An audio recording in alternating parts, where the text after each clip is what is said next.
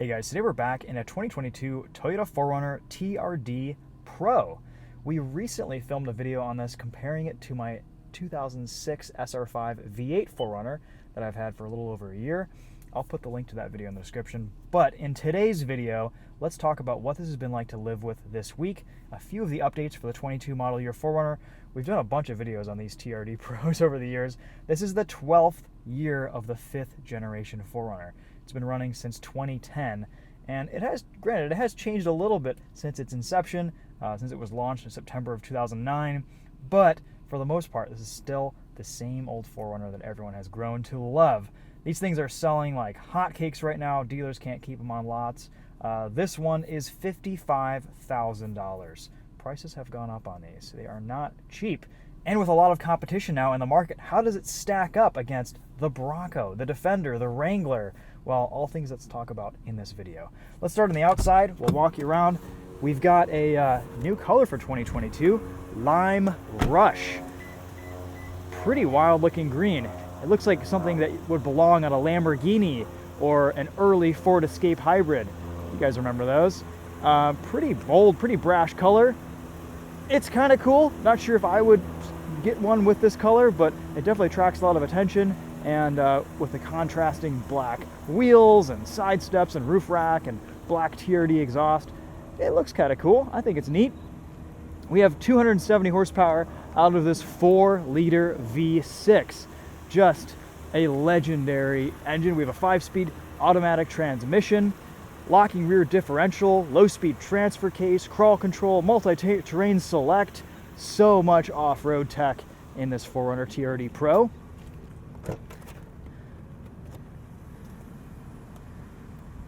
You got this interesting little cargo tray right here where you can easily move heavy items in and out of the back. Pretty heavy duty, kind of useful. Lots of nice usable space in this 4Runner. Spare tire underneath, full-size spare, which is great. Blacked out 4Runner badge in the back. And we have this TRD exhaust, which is actually angled out to the side, so you get a little bit better departure angle. It doesn't impede on that, which is nice, though it does drone terribly. More about that later. I love the new TRD wheels for the 22 model year. I think these look super sharp. I think they came out with these last year in 2021. They just look really good. We have TRD tuned shocks and coil springs, a 1/4-inch aluminum skid plate right up front. Listen to that, nice and beefy. Bang that on some rocks, have some fun. Lots of new safety features, standard, adaptive cruise, lane keep assist, all that good stuff for 2022. Haven't really used much of it this week, but we'll glaze over it on the drive portion of this review. Spacious back seats. Got a nice little step here to get up into the back.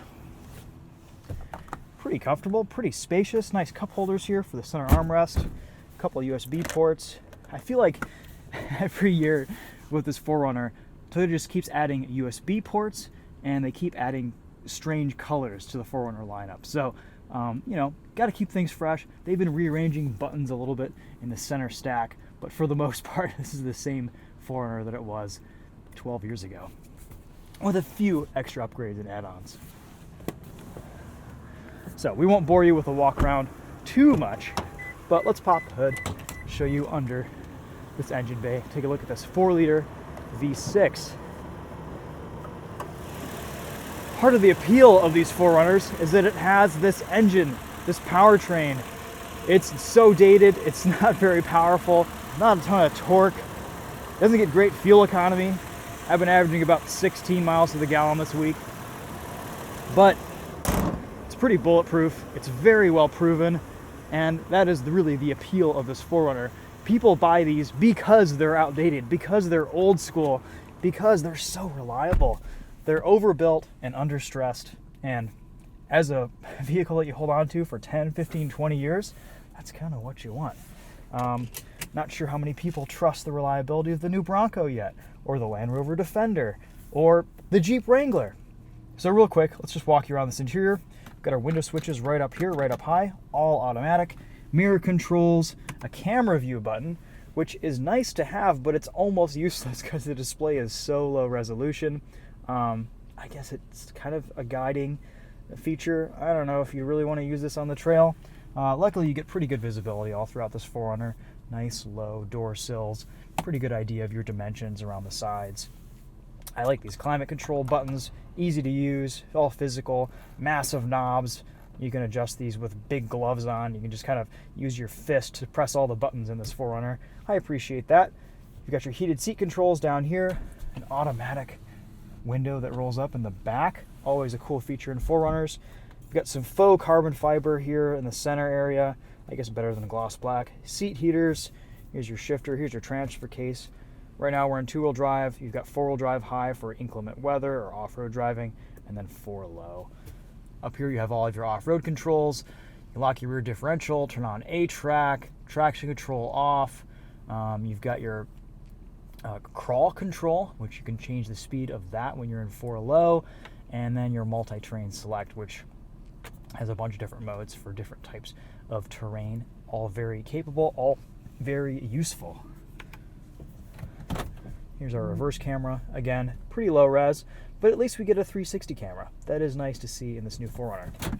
For 55 grand, I'm missing a heated steering wheel, and I don't know, that's a lot of money for a truck like this. You could save 10 grand, pretty much get similar off-road tech minus the knobby Nitto Grappler tires, and get the TRD off-road package or Trail Special Edition, something like that. One thing we didn't mention is the roof rack on this 4Runner. Not sure how many people will be using this roof rack.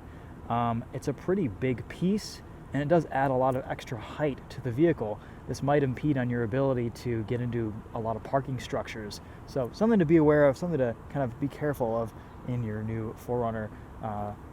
It's a solid roof rack, but again, if people are going to be putting rooftop tents on their 4Runners, they might want a slightly different setup, if I'm being honest. Something that goes more the length of the roof. The nice thing about this is that there's barely any wind noise from the roof rack because it's put so far back behind that front driver's seat, and the wind just kind of goes over it. But something to think about. Not sure how useful it will actually be in the real world for people on the daily basis. Looks like you can take this top piece off and kind of rearrange it a little bit, but yeah. Okay, let's take this for a drive.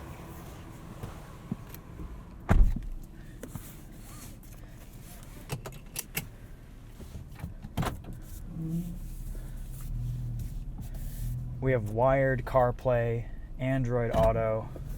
That just plugs into a USB port right here. Some storage all throughout. Nothing really too different there.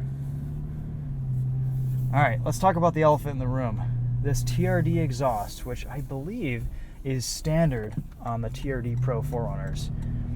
Now, it's no longer an option. The drone is terrible. It doesn't sound particularly good, and it just kind of accentuates the amount of gear hunting that is already present in this 4Runner. This is a pretty heavy vehicle. There's not a lot of torque here, only 273 pound-feet of torque, and the way the gearing is spaced with this 5-speed transmission, there's a lot of hunting and gear changing, and we're not even at altitude here in Michigan. We're basically just kind of level, flat surfaces, and there's still a lot of hunting. Imagine being in the mountains, going up hills. I have kind of avoided driving this week because the exhaust is so bad and so drony. We'll listen to it on the highway. I'll let you guys be the judge, but personally, I'm just not a fan. Otherwise, though, this 4Runner does have pretty nice on-road manners for its level of off-road capability. I would say it's better on-road than a Jeep Wrangler. Not as nice and luxurious and comfortable drive as the GX or the Defender, and not as fun or, I don't know, as spirited to drive as the Bronco. Bronco really does handle well. The 4Runner is very soft, very cushy. There's a ton of nosedive under braking, quite a bit of body roll around the corners. The suspension in this is tuned very softly, and it's nice because the ride quality is excellent.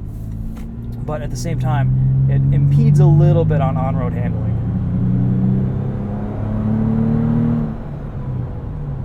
I think the exhaust actually sounds pretty good when you get into it. It's just that cruising drone that really wears down on you. And it's a little bit of a head scratcher too, and I'm kind of being a little bit harsh on Toyota with this. because we have a TRD exhaust system on our FJ Cruiser, our 2014 FJ Cruiser. Same engine, same transmission, just a little bit of a shorter chassis. And it sounds fantastic. It doesn't drone, it sounds awesome at wide open throttle. It's kind of the perfect exhaust setup, and it's made by TRD, but they got it right in the FJ and they ruined it in the 4Runner. So I don't really understand the difference. I wish Toyota would do a little bit better of a job with their TRD exhaust systems. Same deal with the FRS and the GT86 and the Toyota 86. The TRD system on those cars was pretty drony as well.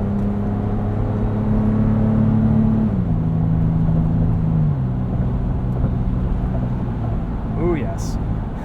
A little bit of float over larger bumps at speed in this 4Runner. That said, though, I don't know. I think the soft ride is kind of refreshing in this. If you want a different suspension setup, you can always go to the aftermarket. There are tons and tons and tons of options. But it's nice to see a vehicle from the factory not overly damped, overly sprung. This is a nice comfort ride handling balance, and it kind of suits the lazy, lackadaisical character of the rest of this 4Runner. Not a ton of noise from these Nitto grapplers, Terra grapplers. Pretty decent off-road all-terrain tire. They're reasonably quiet on the highway. Wind noise isn't too bad either, considering this thing is shaped like a brick. We have adaptive cruise control, lane keep assist. I don't think it's a steering assist system, it's just kind of a lane keeping assist system. Unfortunately, adaptive cruise stops working at speeds below 25 miles per hour, which means you can't really use it in stop and go traffic. So that seems like the most useful reason to have adaptive cruise control, and it cuts off kind of when you need it most, unfortunately.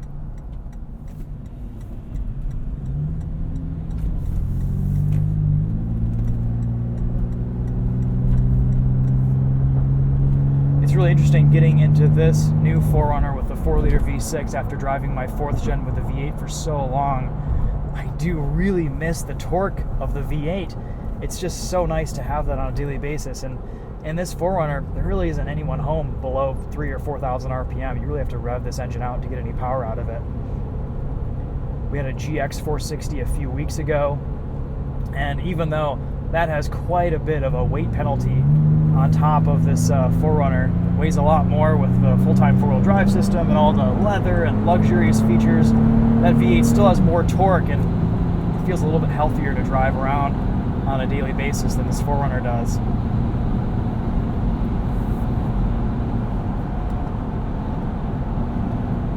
That said, though, the power level here is fine, it's adequate, but compared to the competition, it's definitely lacking. 270 horsepower in this does not go very far. Even the turbocharged 4-cylinder Broncos are way quicker, and granted, the twin-turbo V6 EcoBoost Broncos are even a next level beyond that. But I don't know. I don't know if that's even going to bother people, because really the appeal of this 4Runner is that it is old and it is reliable. So to some people, that's going to be a non-issue. Let's talk about price a little bit. $55,000 here as tested. There's really only a couple small options on this. 53, I think, is about the starting MSRP. That's a lot of money. You can get a lot of vehicles for $55,000. That's a pretty well-spec'd Bronco. Not quite Land Rover Defender territory, but you can get a decent Jeep Wrangler too for 55 grand. You can get a decent Jeep Wrangler for 45 grand. I'm not really sure this is worth the price of entry. Personally, I would do without the TRD exhaust. I would do without the roof rack. I would try to find a Trail Special Edition or a TRD off-road package 4Runner and just run with that. You still get the locking rear differential, you still get the great drivetrain, the crawl control, all that good stuff. Those trail wheels on the TRD off-road package 4Runners are actually more trail friendly because the valve stem has a little bit of a protector around it on the wheel, and these TRD wheels, strangely, do not have that. So if you're rock crawling, you might cut a valve stem and lose pressure in your tires. All right, let's do a little acceleration run here.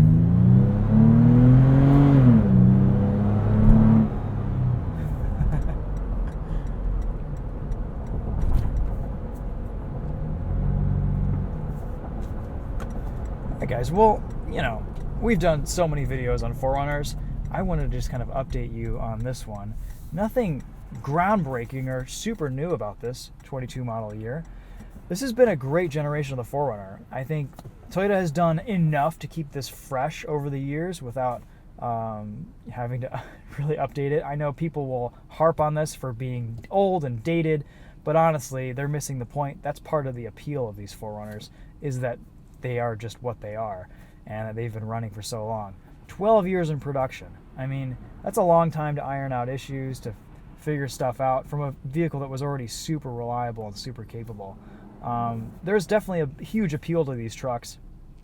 I think at 55 grand though, that's getting kind of on the steep end for price. I'd rather have a GX 460 and maybe put $4,000 or $5,000 into it with off-road modifications, because there's a huge aftermarket for off-road parts now on GXs. You can find a used GX for cheap. They've usually been treated pretty well. Put a lift on it.